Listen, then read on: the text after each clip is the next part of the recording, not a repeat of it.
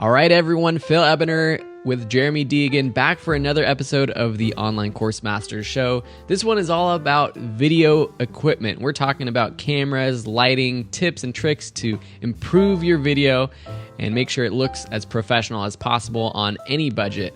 As always, visit onlinecoursemasters.com for show notes to view the video version of this episode and to see an archive of all our past guests. And also slam that community button at the top of the website and join our awesome group of fellow online course creators over on Facebook.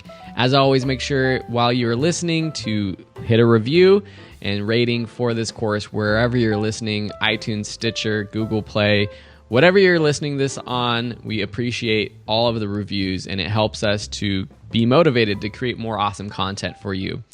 So, Jeremy, before we dive into video equipment, how are things going with you? How's the weather over on the other part of the country today? Oh, man, it's beautiful outside. It's been sunny.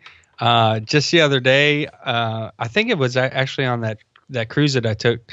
I was talking to someone, I think they were from Chicago, and they were like, yeah, we just came out of the snow. And I'm like, are you kidding me? It's the middle of April and it's still snowing. Like, we've had like beach weather for like a month now. But yeah, I mean, how's the weather going with you? Is it going good? It's been nice. It's kind of like that perfect time, April, May, while we're recording this episode. It's that perfect time in California where it's not too hot, so you can get out, go hiking during the middle of the day. In the summer, it's like you got to get out there really early or you're going to be dying. So it's perfect. Although the past couple of days it started raining out of the blue, which I don't mind at all. It's a little chilly actually today, and I don't mind at all because I'm putting in a little grassy area in my backyard, partly for my dog, partly for kids in the future to play around on. But the rain has definitely been helping that. So yeah, I can't complain. I love this time of year. Now, when the summer hits, we'll get those Florida storms, which like at 2 or 3 o'clock in the afternoon, we'll have like a torrential downpour and lightning for like an hour, and then it'll be gone and be like sunny outside. So it's so weird. Last week, we talked about audio equipment, and we kind of hit on some of my stronger points because I love audio and I've worked in it. And this week we're talking about video equipment, which I have a little bit of experience, but I know that's your main experience.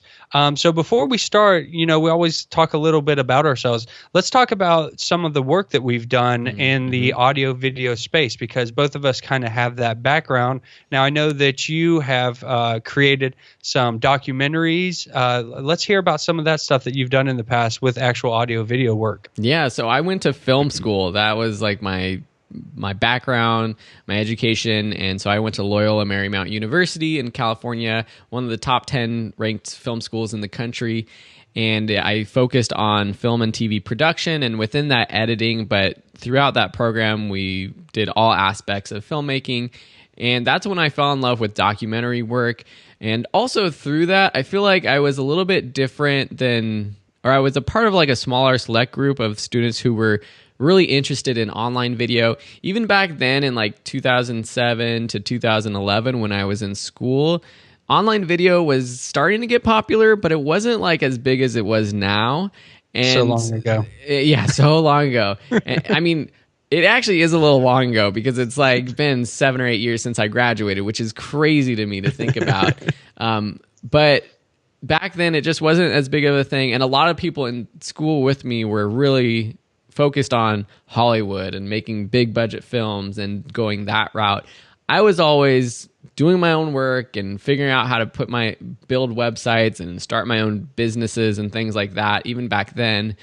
So it's kind of makes sense that I am where I am today, using my video skills to teach online classes.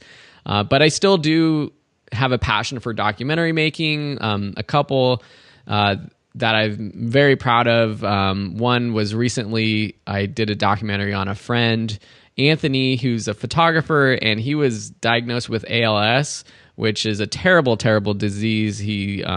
It's hereditary, but he basically loses all function of his muscles, and slowly, and it's kind of it's a very painful process to watch, to see him from college where he was, this guy skating around on a skateboard, super active, no problems at all, to a year and a half ago or 2 years ago when I was filming this documentary about him, where he could still get up, control his camera, take pictures, but then now he can't lift a camera, he can't press buttons, he doesn't have that motor control to change settings on a camera.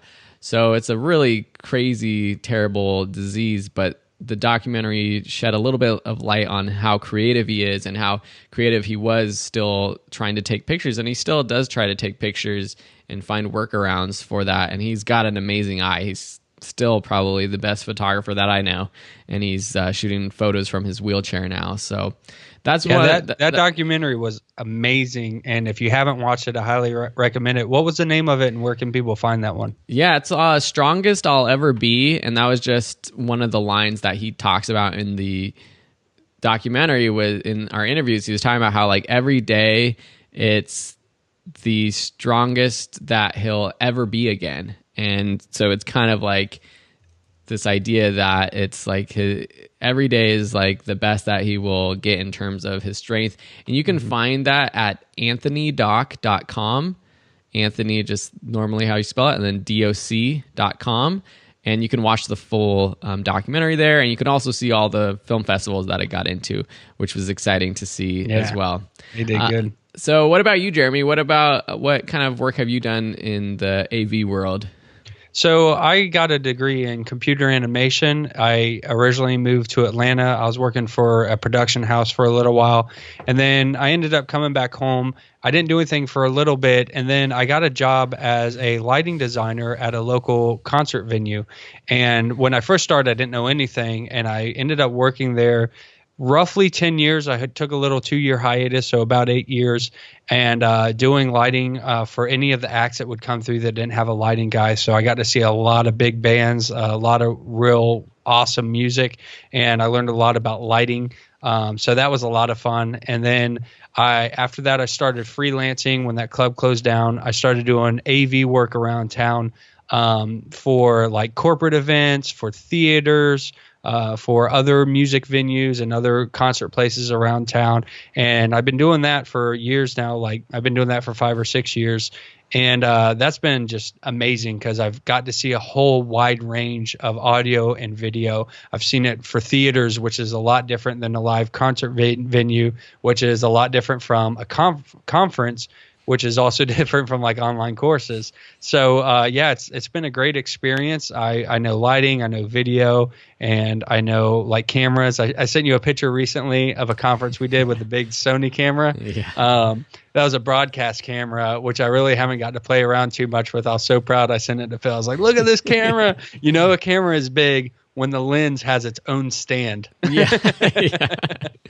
So yeah. That was really cool. Yeah, and it's pretty incredible in our lifetime how far cameras have come. Even, I mean, I'm 28 now, and so from the time when I started getting into video production and just making little videos where I was taking a little digital point-and-shoot camera that could take 30-second video clips that I don't know what the quality was. It was definitely not HD, very small resolution, to now where you're shooting 4K video from a cell phone or your smartphone. It's really crazy, and it's much more affordable than ever, and we're kind of living in the golden age of being able to create your own video content. So let's dive into video equipment and then lighting. We're going to go over different types of cameras, styles of video for your classes, and which cameras might work best for those. We're going to give you some good tips on creating good video composition-wise and choosing the right quality and settings. And then we're going to talk a little bit of about lighting and some other software that you might need when you're creating videos. So do you want to just quickly run down the list of camera types, and then we can kind of talk about which ones will work best for different styles of video? Okay, yeah, sounds great. So first, we have your internal computer camera. That camera is going to be found like in your laptop. So I have a MacBook and it's got a camera in it. I can record directly from that camera. When you're starting off, I believe, will Udemy pass that camera? Have you tried recently? I haven't, because I haven't used one in a while. I think it really depends on how you set it up. You can probably get good enough quality with that camera, if you're lighting it, if you're composing well. Because some internal cameras are as decent as some external webcams. It's just how you set it up and lighting it. So you might have a good one. If you're using a platform like Udemy, they have a test video that you can send in. So you could capture yourself talking and then go ahead and send that in and see if they'll approve it. They're usually a little more lenient as far as the video quality versus the audio quality, which we talked about last week. So you have your internal camera, and then you might get a webcam. That's something that we're using right now. If you're watching on YouTube or you're watching this video anywhere for the podcast, Phil and I are both using the same camera, actually, the Logitech C920. It's been popular for a long time now. I looked up recently, and I think they've got like a newer version, but it's not any better than what we have here. So this is a camera that I have sitting on top of my monitor. It's hooked up to my desktop. It has better resolution than I would get out of an internal camera, and it gives me some features to be able to control the brightness and contrast and the exposure and different things like that. Then we have DSLR, and we have mirrorless cameras. Now I'm gonna wait on that one and pass it off to you, because you can probably get a little more technical on the differences between those two. But these are going to be a little more high-end camera. They're going to have a body. They're going to have interchangeable lenses and so forth. I bought my DSLR. It's a Canon Rebel that I found at a pawn shop, and it works amazing. So there's, like you said, cameras are so popular now that there's a lot of them out there, and you can go like to your local pawn shop and look around, and you might find a pretty good camera that you can use. I lucked out and got a great one. I'm actually looking for a second one so I can get some different shots. Then you have like your point and shoot camera. These are the smaller kind of square cameras that you see typically when you see people taking photos or on vacation, and they got the little square camera. That's like what we consider a point and shoot. You have your smartphone. So I have an iPhone, which has great video quality in it. The new iPhones actually, like you said, shoot in 4K. You can get software for your phone that will allow you to have more adjustment. You'll be able to focus. You'll be able to change exposure and all those different things. Then you have your old style camcorder or new style camcorder, like you might hold on your shoulder and look around. And then digital cinema, which I'm not too familiar with. So let me let you take the reins since you have a little more background in some of these. And then let's talk about what cameras would you use for the different styles of video that we create for online courses. Yeah, definitely. So backing up to digital and mirrorless cameras, these are the basically photo cameras that can shoot video, and some nowadays are primarily used as video cameras or have better video features than the photo features, even though it still looks like that traditional sort of SLR old school body that has, like Jeremy said, the interchangeable lenses. And that's really the key point with these cameras that make them look better, is you get that more cinematic quality with the interchangeable lenses, meaning you can put different types of lenses that have different focal lengths, which means that it can be wider or more narrow or more zoomed in. You also have all of your manual settings that allow you to adjust the exposure and the brightness of your footage however you want. And one of the primary things is, I'm not going to get into too much detail, I promise, but the aperture setting, which allows you to, one of the things that allows you to have is that blurry background, which is sort of that cinematic quality that you see in Hollywood movies that you don't typically get or didn't get with camcorders, or you don't get with smartphones, or with your webcam or internal computer. And just no matter what DSLR or mirrorless camera you get, whether it's, like you said, a $100 or $200 camera that's used from a pawn shop, or they have versions that are $4,000 or $5,000 plus, the quality is still going to look really good on most of those, and most of them shoot 1920 by 1080p quality or resolution, which is sort of the standard HD format. We'll talk more about formats and recording settings in a little bit. But in terms of choosing which one is best, which brand is best, I hate that question. I know what I like and brands I like. I like Canon. I like Sony has really come up. Panasonic makes great ones. Again, for all of these things, I have a list of recommended equipment that I use over at videoschoolonline.com if you go to the resources page. So that's the DSLR and mirrorless cameras, and the only difference between those two, or one of the differences between a DSLR and mirrorless camera, is the way it works. DSLRs have a mirror that actually opens up when you take the picture or take video. Mirrorless don't, which means mirrorless cameras can generally be smaller and lightweight and great for travel. In terms of camcorders, quickly too, this is another great option for people. They actually make newer camcorders. They're not that popular anymore, but they're great. They might be great for online course creators because you can shoot continuously. A lot of DSLR cameras, they might have like a 15-minute limit or a 30-minute limit, so you can't just record forever. But camcorders generally can record for longer. They also will have the better inputs for audio. So last week we talked all about audio equipment. DSLR cameras generally don't have XLR inputs or the right input for professional microphones, whereas a camcorder might, and some camcorders shoot up to 4K now. Lastly, the digital cinema camera. This is a step up from what a DSLR or mirrorless camera can do. Not necessarily just in terms of the quality of footage, but just the tools and the options you get with that camera. You get your audio inputs, you get tools and buttons that help you with exposure and focus, such as it's called zebras or peaking, that basically help you adjust your focus and your exposure better, and lots of more professional things that you probably won't need to use if you're an online course creator. But I actually purchased a digital cinema camera. It was about the same price as a kind of mid-high range DSLR, but I love it because it has those XLR inputs where I can just plug my microphone directly into it. It has great autofocus, and the one I'm using is a Canon C100 Mark II. And I purchased this at the end of 2017, and I actually have a video on my YouTube channel about why I purchased it for 2018 and beyond when it doesn't shoot 4K. And that's probably a question you have when you're creating video is, do I need a camera if I'm buying one that shoots 4K?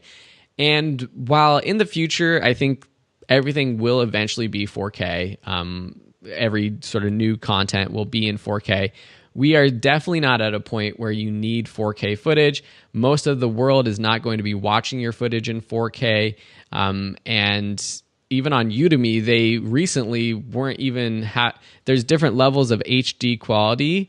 And I'll just say it's 720p or 1080p, and I'll leave it at that. But you're probably familiar with that if you change your quality settings when you're watching YouTube videos or when you're watching a Udemy course. But up until recently, they only had 720p playback for most courses, and only recently they've been allowing 1080p. So it's going to be a long time before Udemy even allows uploading and playback of 4K footage. And even on YouTube, where we've had 4K playback for a couple of years, it's still not something that most people are uploading. It's still not something that most people are watching. There's benefits to shooting in 4K in the sense that you can have that extra resolution, meaning you can cut in and zoom in without losing quality. But I can tell that I'm going down a rabbit hole that I could keep talking about for many, many hours. So I want to kind of back up, and I'm going to pass to Jeremy, who can maybe kind of categorize these things a little bit better in terms of what we already had an episode about styles of video lessons, in terms of you can have talking head, you can have screencasts, you can have demonstrations. But for you, what cameras do you think would work best for these different situations? Yeah, and real quick before we jump into that, I do want to give a shout out to Phil's website. If you go to Video School Online and you click on the blog tab, he has answered a lot of questions as far as cameras and videos are concerned. So I'm looking here, and there's things on composition, how to buy the best camera lens, how to buy a used camera lens, or how to buy your first DSLR. So if you are interested in learning more about these types of things, settings, types of cameras, types of lenses, I would definitely check out this blog. I've read a lot of these myself, and even even today, I'm still learning a lot from Phil about what some of these camera settings do. Like, what is a crop factor? I had no idea what that was before. So when you get a chance, pop on over there to videoschoolonline.com and check out the blog section. So Thanks. basically, we won't be talking too much about screencasts right here because we're talking about cameras. I would say that, any of these cameras are going to work pretty well.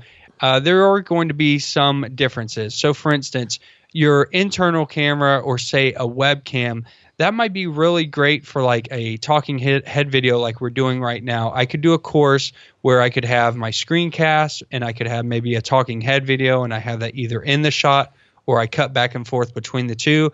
But that might not be so good if I'm doing a demonstration. So if I'm I always use like cooking as a go-to, because I've watched so many cooking shows before. I just think about it. If you're doing a cooking show, it's going to be harder to set up your computer or say a webcam in a place where you can capture the actions that you're doing with your hands. So you might use something like a DSLR or maybe even a camcorder or a point and shoot.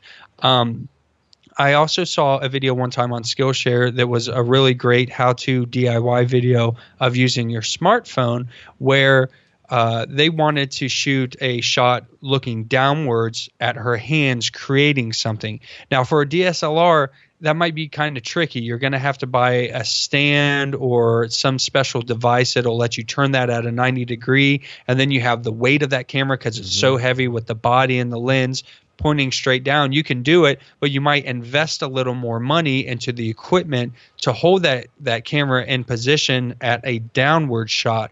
Whereas this video I was watching, all she did was she stacked up some books, she put a wooden shelf across, and she took her smartphone and stuck it right on there. Cheap, easy. I have all that stuff in my house right now, so it would be easy for me to do that with my smartphone if I wanted that kind of shot.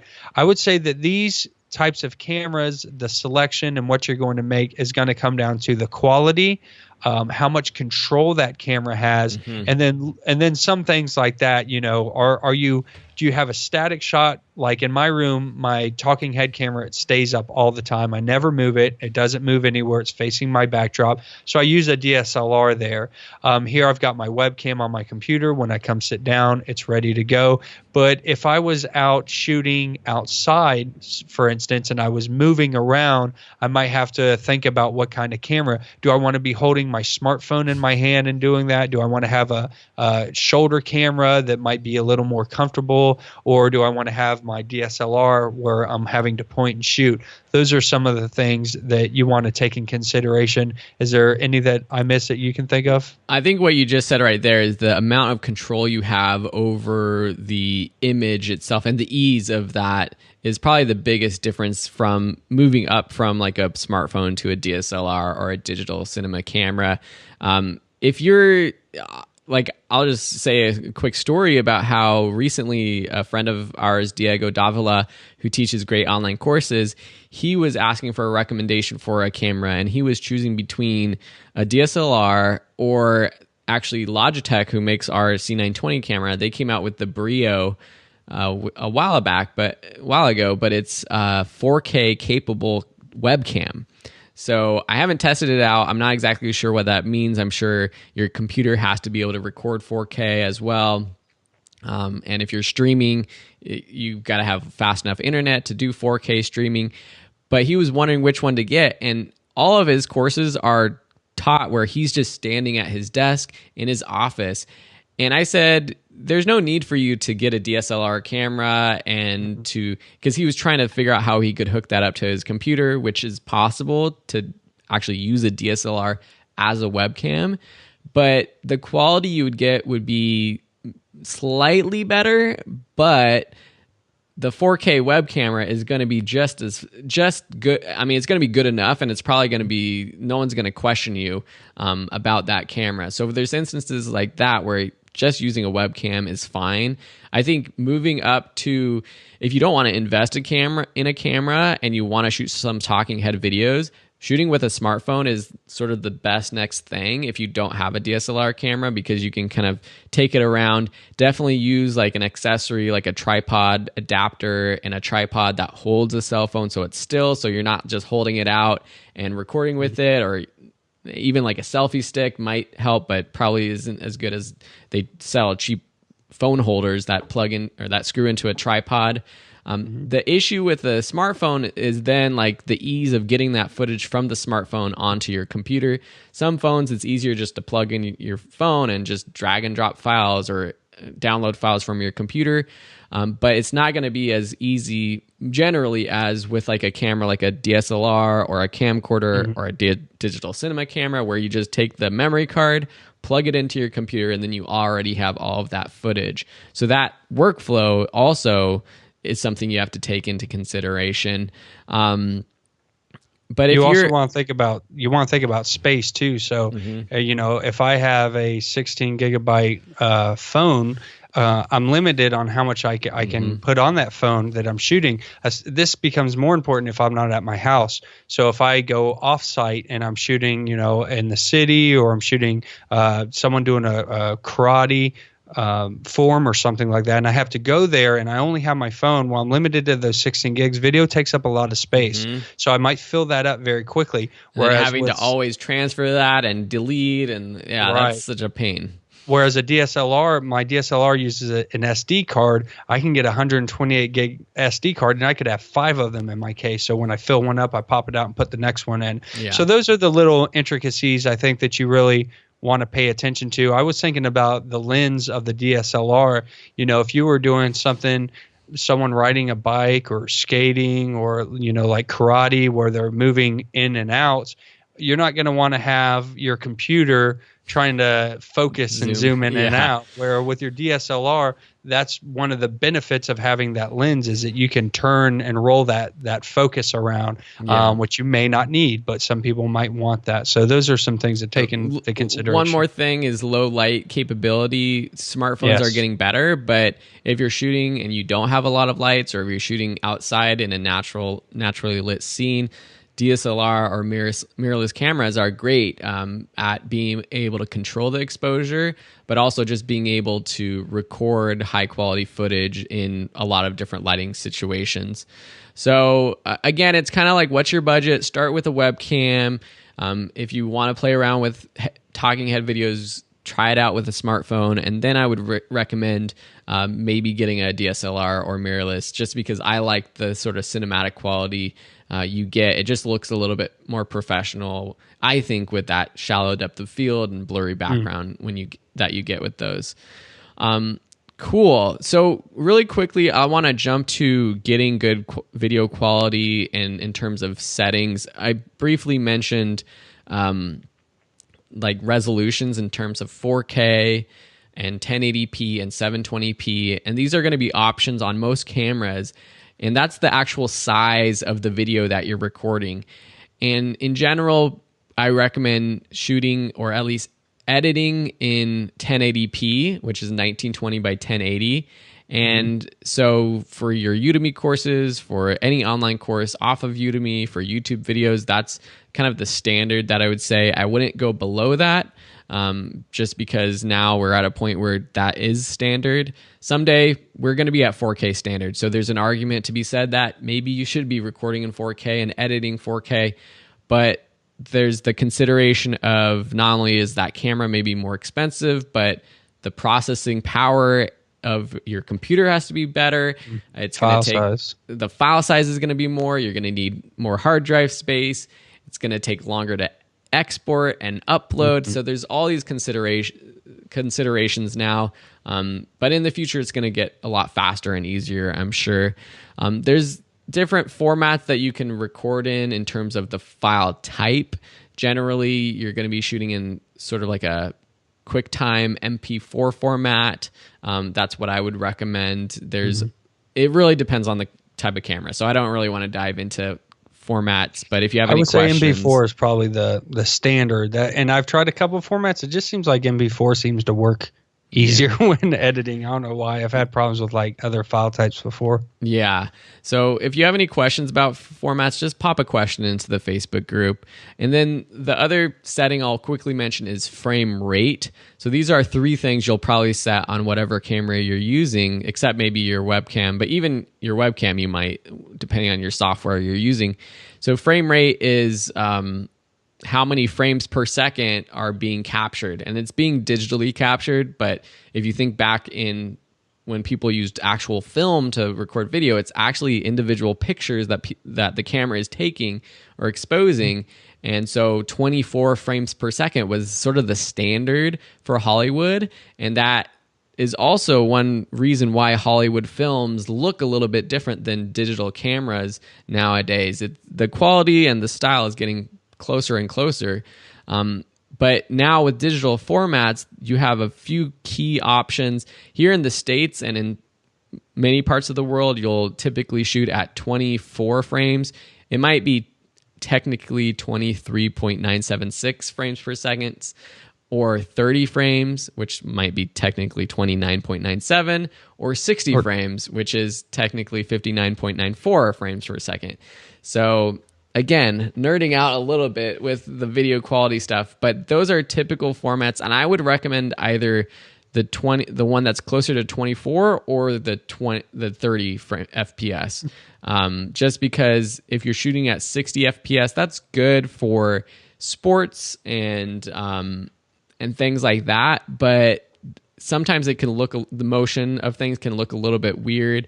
Some people like it. I like the more sort of cinematic look with a little bit more motion blur that you get with the 24 or the 30 FPS. If you're in Europe and you're filming, 25 is kind of a standard, or 30. So I would stay at one of those. Any other questions you have about, or you think people would have about video quality or anything like that? No, I think you summed it up pretty nice. The frame rate, just to be a little more clear, is the more frames you have, basically the smoother of an image it's going to have as you move across. And a very interesting point you kind of touched on a little bit, but people are used to seeing 24 frames in movies, and when you see something in 60 frames, it almost looks kind of strange. It's actually a smoother image, and you would think more frames, smoother image is going to be better, but it actually looks almost unnatural because we've been watching movies in 24 frames for so long. Like you said, that motion blur and that cinematic effect really comes through. So 60, like you said, is really great if you're doing something where you want to capture a fast action. So if you're throwing a ball and you want to try to really get to see that ball, not just a blurred image, 60 frames per second is good. So I think that wraps it up pretty nicely. Where did you want to move on from here? Let's just talk about a couple quick tips for people setting up their cameras in terms of composing your image. The first is the decision if you want to center yourself in the frame or use what's known as the rule of thirds, which means putting yourself on the side of the frame, which generally has a more balanced feel.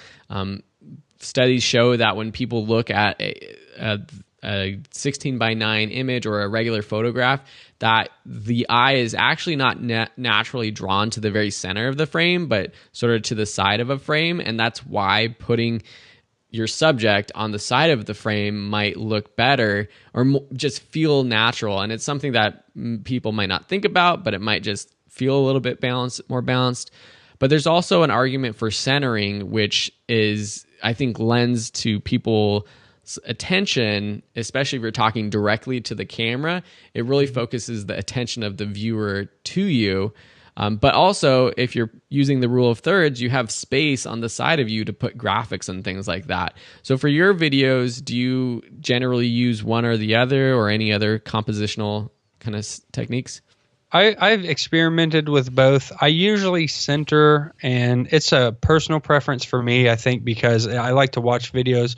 When it's an online course, and this is, let's just say that we're not using any graphics. Let's just say it's straight talking. When I'm doing an online course, I like them more centered because I feel like it's an instructor that's talking directly to me, kind of like you said. Now, if I wanted to have like bullet points pop up, I would use the rule of thirds. Now, one trick that I learned from you watching one of your courses, which I started implementing lately, which I really enjoy, is I will record centered, but then every now and then I will go in the video editing software, shift that image over a little bit and crop it, and then put in like a colored slide on the left or right hand side and lay out those bullet points. I saw that in one of your courses. I thought it was a good idea, so I started doing that. Yeah. I think it's kind of preference. Some people are diehard rule of thirds people. Some are diehard centering people. I say just experiment and see what works best for you. Yeah, and pay attention to also how much what's called headroom there is, and that's the space above the top of your head and the top of the frame. You don't want too much and you don't want too little. You don't want to have your head cut off, actually, unless you're I'm just gonna say you don't want it. Sometimes this works for like filming an interview, or if you're filming an actual film or something. Sometimes you see a shot where they're cut really tight into right in the forehead and then below the chin or something like that. But for videos, for online courses, you want to have a little bit of space above the head, but you also want your eyes to be not necessarily centered in the frame, but above the center of the frame, just generally, because if you're a little bit down low and your eyes are centered, it means that there's going to be too much headroom above you. I actually have a free course, so to pitch another thing that I have, if you go to videoschoolonline.com, under my courses, I have a webcam course that kind of walks through a lot of these steps to make your webcam videos look better, using things like composition and lighting and things. So that might help if you are interested. And also the video production bootcamp that I've mentioned before would also be beneficial. But those are just a couple tips. Obviously, you want to make sure you're lit, you are exposed properly, and so that people can easily see you.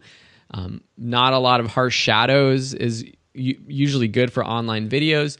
And this kind of brings us to the lighting section of this episode. So we'll quickly go through some lighting types and then also some specific lights that we will recommend. So you want to run through different lighting types and things to consider? Yeah, definitely. And before we begin with this section, I just want to go ahead and say the video and lighting go hand in hand. They are like a marriage. You need to have good lighting to have good video.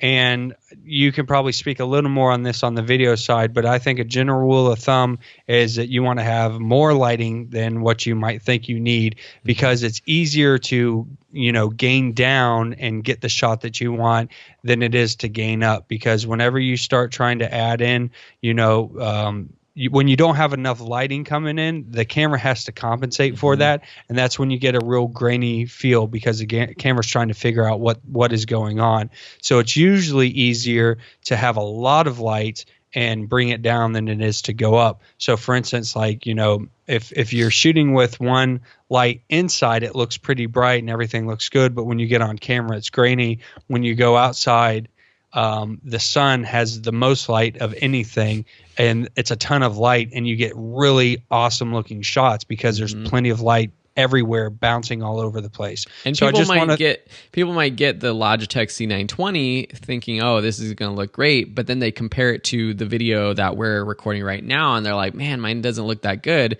And the main reason why it looks good is because we have a lot of both of us are actually using lighting to light ourselves. And if we weren't, it would look very grainy, like Jeremy said. Yeah, so I just want to start off by saying that make sure that when you're having video, lighting is just as important as, say, the camera. So let's talk about the different types of lights. Generally, we start off with the fluorescent bulb. I think it's so funny because I feel like most people go through this progression because it's the cheapest and easiest, and then you get better over time, which is totally fine. We've all done it. You start off with fluorescent bulbs. Those are the incandescents and the types of bulbs that you're going to find around your house. what I did when I started out was I went to Home Depot. I got some of those little work lights with the little silver backings, and I put some house bulbs in there, and I lit myself up, and it worked fine. Later on, I progressed to CFL bulbs. These are the kinds that look like spirals. They don't produce as much heat, which is really nice when you're recording because you don't want to be sitting there like dripping in sweat. They're usually a little more energy efficient, and you can get more temperature control. We'll talk about temperature here in a minute, but I have found CFL bulbs in all ranges of temperatures, which is really nice. After that, I progressed to the LED lights. Those are the lights that I have now. It's just what it sounds. It's a flat panel with a bunch of LEDs on them, and you can get those in different colors and different temperatures. Those are much more cost effective. They don't pull as much power. They're not hot at all. They're, soft to the touch. They're lightweight, easy to put up and set down. So those are kind of the types of bulbs that we would talk about. Then we talk about how we set those lights up. Generally, they're on some sort of stand. Even when I bought the little work light, I had a stand that I put it on. As I progressed and I got the CFL bulbs, I got what's called a soft box. And the soft box helps. It's a cover that goes around the light, and it helps diffuse the light. So when you have one bulb and it's coming in and it's hitting you, it creates a really harsh shadow. So what you typically do is you take a softbox or an umbrella or some type of diffusion, and you cover that light up, or you bounce that light around. So instead of having a direct beam hitting you, it's a nice diffused light, and it creates soft shadows. This is really good for courses, for talking heads. There might be instances where you want nice hard shadows, but generally when I'm doing a course, I want a nice soft feel so it looks natural and it looks comfortable. So those are, we can go a little more in depth with umbrellas and softboxes and bounce lighting. But finally, we also look at the temperature of a light. So we have the bulb, we have the way that we might diffuse it, and then we have the temperature. So the temperature is basically based on the actual temperature of a light. When you are outside and you have a nice warm light going on, it's going to be different than when you have a fluorescent bulb and it's a cool light. So you want to look at the different temperature. Now, LED panels can actually let you change the temperature on them. When you buy a CFL bulb, you're going to buy a bulb that's one temperature or another temperature.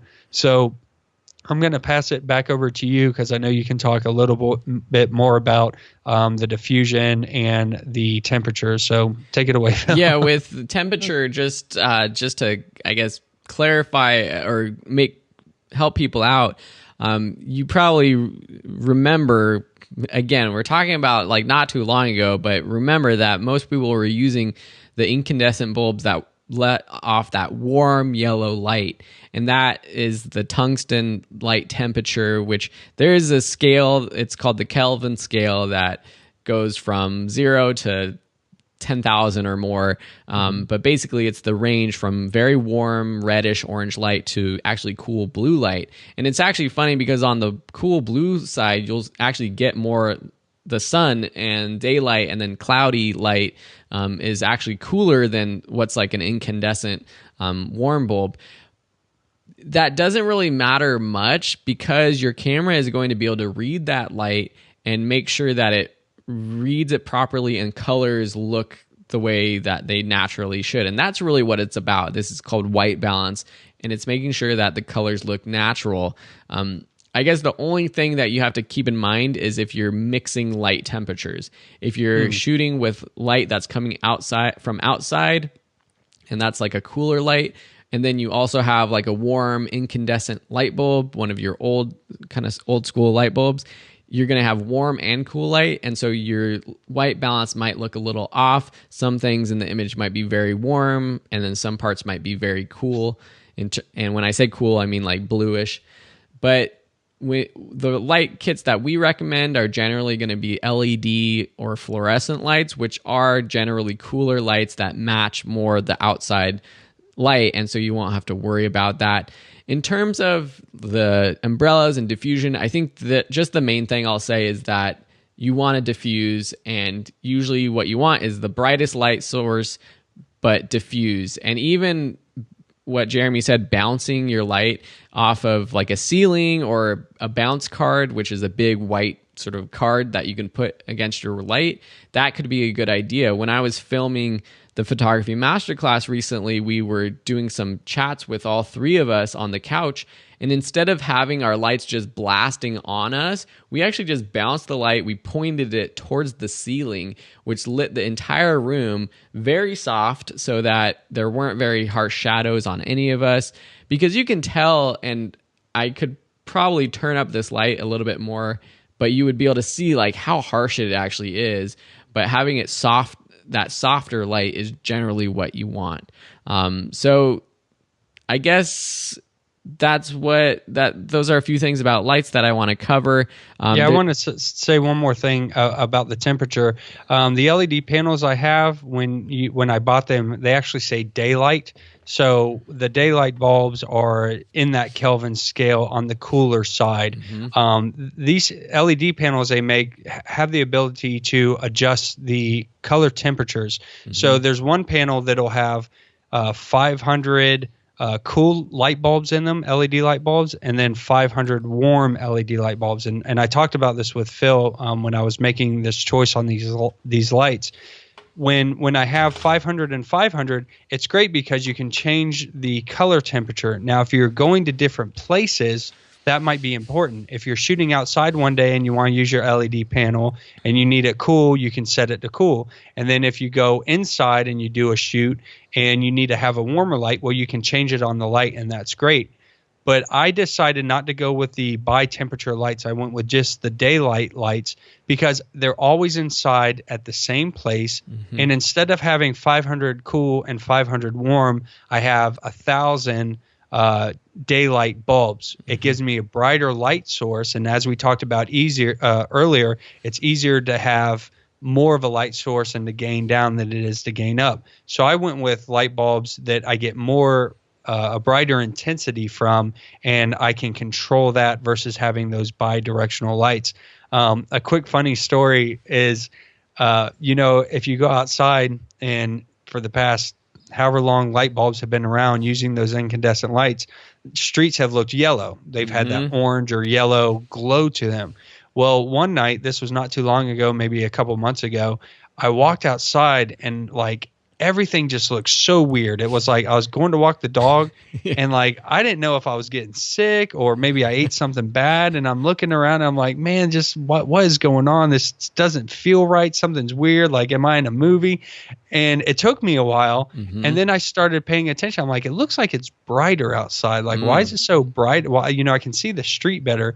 And then I realized that the city had come through and they had changed out all of those old orange incandescent bulbs with brand new lights, and they were LED lights and they were cooler. And it was like such a weird thing. I was like, man, what is happening here? They're doing that all over the place, and they haven't done that in our town yet, but I know it came up through the city council about changing the lights.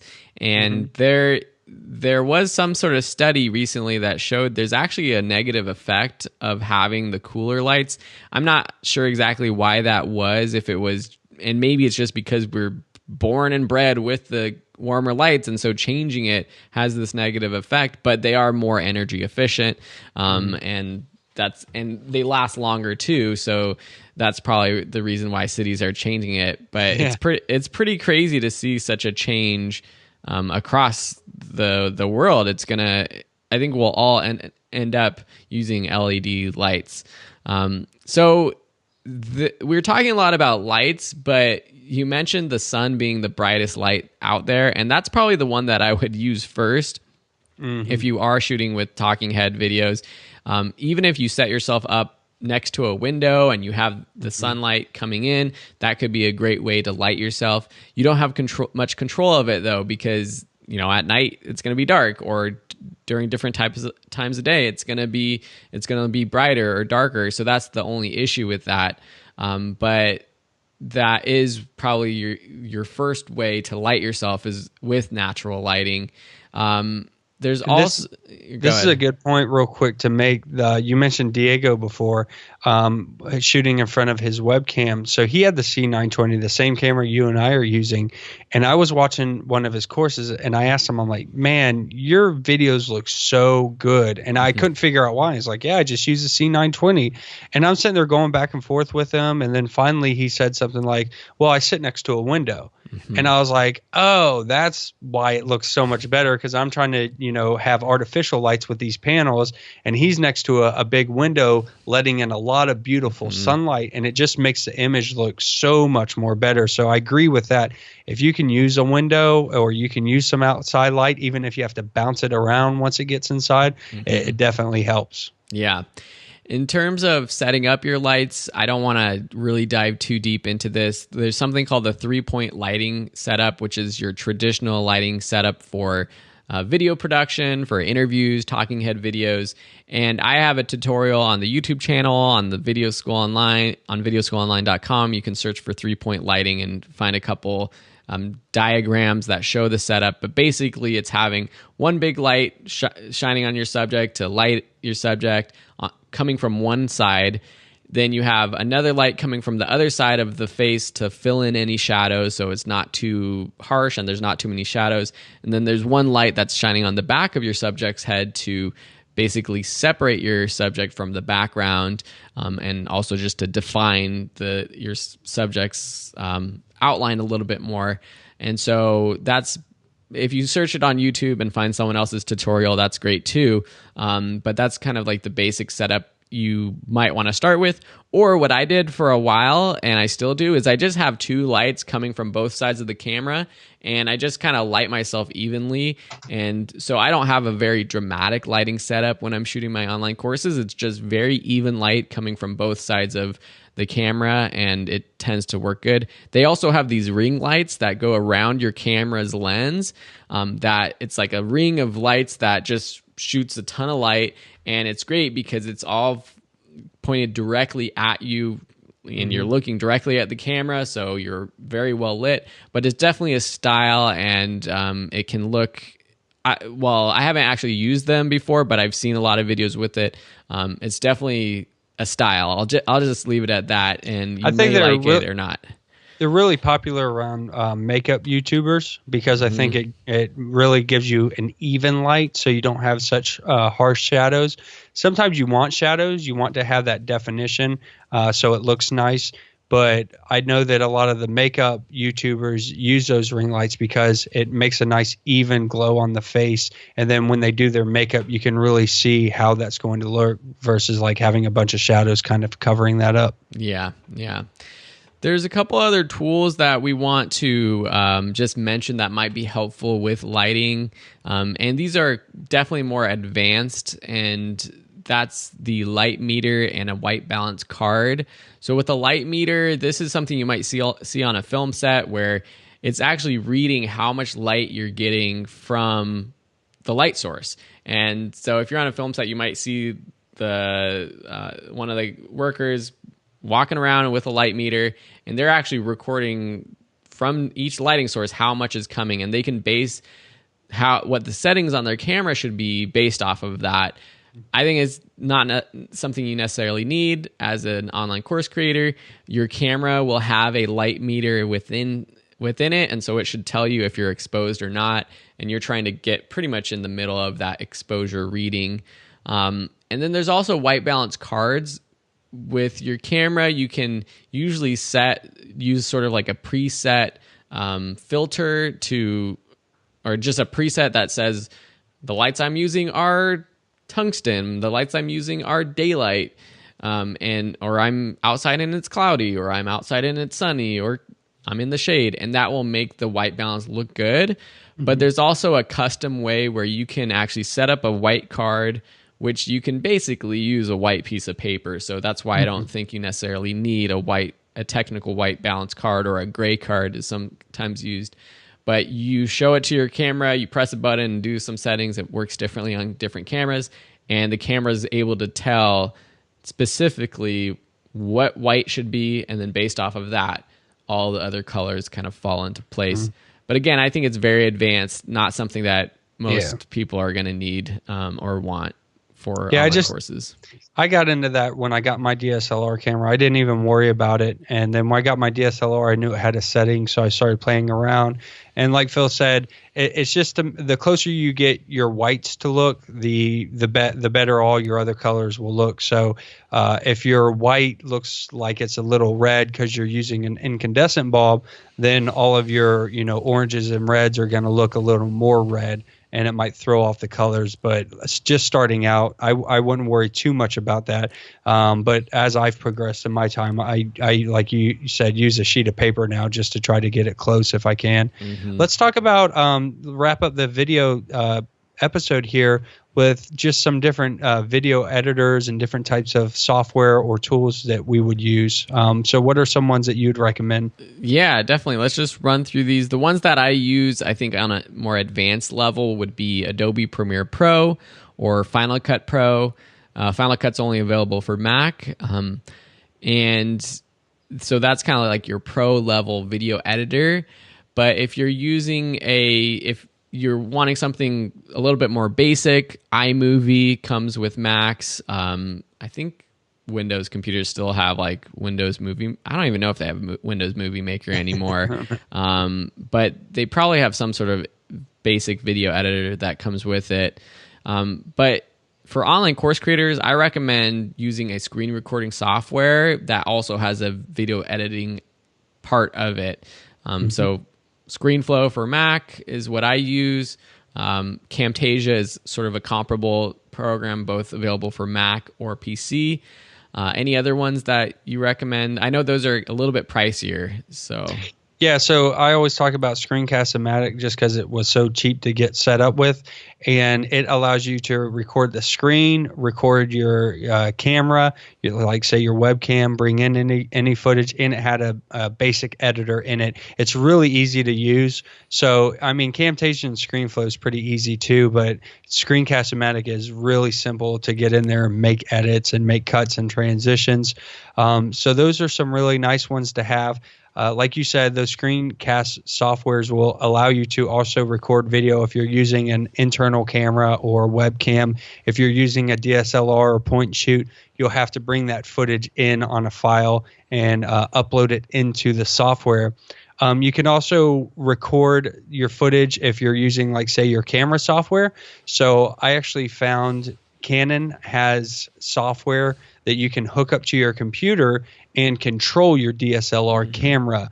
This is not necessary, but it was kind of nice to have because I was able to actually put the computer close to me and run a cable out to my camera and teleprompter, and I could change the settings while standing in front of the camera. So typically the issue you run into as a online course creators, you're usually by yourself unless you're lucky and have a partner. So this freaks my wife out all the time. But I have a daughter and I have a stand, and I'll hook up a stand and I'll grab one of her dolls and I'll put the doll on the stand. And my wife walks in and she just flips out. She's like, "Take that thing down." but I'll use it to try to get the framing and the lighting and stuff, focus. And it's kind of hard because when you're standing at the camera, you try to get everything right, and then you record and you find out like you are out of focus or whatever. So I use the Canon software now, and I can like stand there and I can like adjust the software and then look at the camera and look at the screen and mess around and try to get it pretty close, which is really nice. And then the only other software I would recommend, they have like some really awesome software for smartphones now. I've used 3 or 4 of them, but just for instance, one of the ones off the top of my head is called Filmic Pro, Filmic Pro, and that one's for the iPhone. I don't know if they have it for Android, but what it does is it actually uses your iPhone camera and gives you all of the settings that you would get on a typical camera. So you can change the aperture and the exposure, you can zoom in and out, you can change the focus. So it turns your iPhone into more of an actual camera, and that is some really awesome software. I've used that quite a bit. Nice. Well, this is another great episode, all about cameras and lighting and software that we're using. As I'll remind you that if you want specific cameras that I use and recommend, I've got a list on the resources page over at videoschoolonline.com. And if you have any other questions specifically about your camera or a camera you're thinking about getting or anything like that, make sure you go over to the Online Course Masters Facebook group and pop that question in there, and we'd be happy to help. Or if you're in the Online Course Masters group or course itself, we're happy to help there as well. So Jeremy, any last words before we let people get out of here? I think that was a lot of information. Hopefully we didn't flood you with too much. Like Phil said, pop over into the Facebook group and feel free to ask more questions there. If you want us to look at your video or listen to your audio, like upload the video and we'll check it out and give you some tips. Cool. Awesome. Jeremy, we'll talk soon. Everyone else listening, thank you so much. Please leave a review and a rating if you haven't done so yet. Really appreciate that. And we'll see you in the next episode, which is going to be an awesome one about time management, work-life balance, and when you should go full-time as an online course creator. It's going to be a fun one, and we'll see you next week. Bye. See ya.